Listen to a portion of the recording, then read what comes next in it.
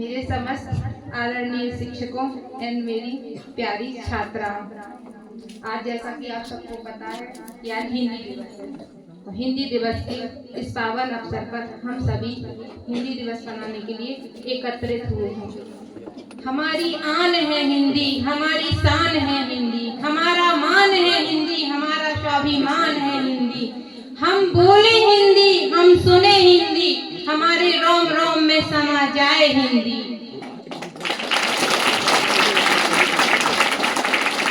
हिंदी जो कि हमारी मातृभाषा है। मातृभाषा वो भाषा जो हमारी माँ की भाषा होती है। माँ की भाषा हमारे हृदय के करीब होती है। यही कारण है कि हिंदी भी हमारे हृदय के करीब है। हिंदी हमारी संस्कृति का प्रतीक है। हिंदी ही वो भाषा है जो हम सबको एकता के सूत्र में बांधे हुए है। कश्मीर से लेकर कन्याकुमारी तक हम सभी हिंदी के कारण एकता के सूत्र में बंधे हुए हैं। हम देखते हैं कि वो हिंदी की शिक्षिका होने के नाते मैं यह मानती हूँ कि हिंदी ही वह भाषा है जिसके द्वारा हम अपने भावों को और अपने विचारों को भली प्रकार से सभी के समक्ष रख सकते हैं। हम देखते हैं कि हिंदी ही वह भाषा है जो हमें हमारी परंपराओं से जोड़े हुए है। जब एक बच्चा छोटा होता है तो वह बचपन से ही अपनी मातृभाषा सीख लेता है, उसे कुछ सिखाना नहीं पड़ता है। लेकिन आज हम देख रहे हैं कि हमारी मातृभाषा का महत्व दिन पर दिन कम होता जा रहा है। आज ये होड़ लगी हुई है बच्चों को ये सिखाने की कि ये पानी नहीं, ये वाटर है, ये मिल्क, दूध नहीं है, ये मिल्क है। जो बच्चा बिना सिखाए ये सीख जाता है कि माँ मुझे पानी पीना है, मुझे भूख लगी है, वो अपने घर में अपने दादाजी से कहता है, दादाजी घोड़ा बनिए, मुझे सवारी करनी है। लेकिन जब वो स्कूल पहुँचता है तो वो देखता है, अरे ये दादाजी नहीं, ये तो ग्रैंडफादर है, और घोड़ा तो है ही नहीं, ये तो हॉर्स है, और सवारी तो है ही नहीं। सवारी को इंग्लिश में क्या बोलते हैं? ये हमारे इंग्लिश वाले मैम और इंग्लिश वाले सर समझाएंगे। कहते हैं कि अरे ये तो राइड। ऐसा होता है। अगर बच्चे को भूख लगती है तो ये नहीं जानता कि समोसे को इंग्लिश में क्या कहना है। वो ये नहीं जानता कि दही बड़े को हम इंग्लिश में क्या कहें। मतलब कहने का ये है कि हम अपनी मातृभाषा को बहुत ही उसकी उपेक्षा कर रहे हैं। मैं ये छोटी सी कहानी बतलाना चाहती हूँ।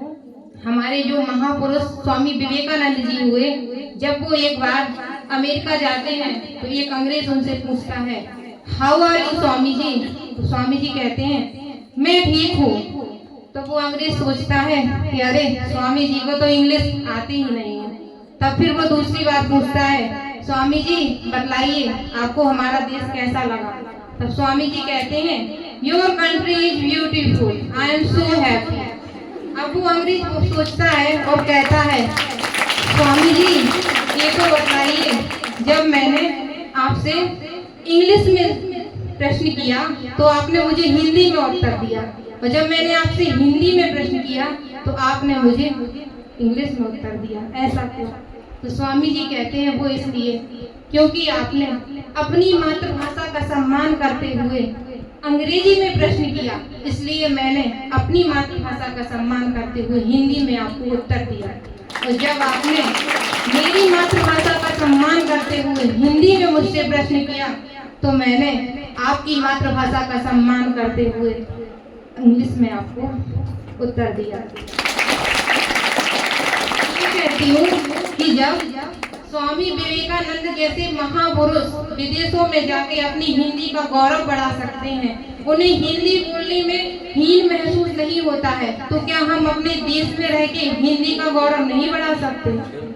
मैं ये नहीं कह रही हूँ कि आप अंग्रेजी मत बोलो, मुझे किसी भी भाषा का विरोध नहीं है, ना मैं किसी भाषा से दोष रखती हूँ। मैं ये कहती हूँ मेरी प्यारी छात्राओं, आप सारी भाषाएं सीखो, आप चीनी बोलो, जापानी बोलो, अंग्रेजी बोलो, सब सीखो। ये तो एक हुनर है जो आना चाहिए, लेकिन हिंदी आपकी मातृभाषा है, आप उसे कभी मत भूलो, उसे कभी मत भूलो।